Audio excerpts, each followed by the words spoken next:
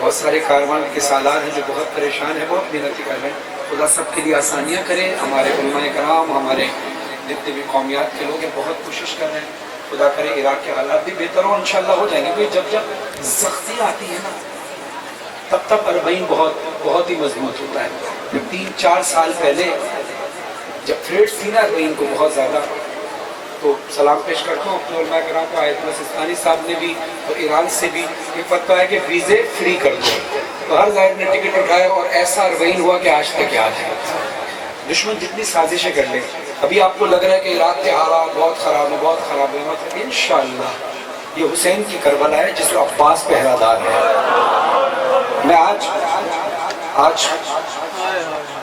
6 اکتوبر 6 سفر اور 7 سفر کی درمیانی شب 6 اکتوبر کو 2019 کو شیخ پورہ میں دل سے کہہ رہا ہوں چند دن انتظار کرو، دیکھنا حسین کا اربعین کیسی معراج پاتا ہے.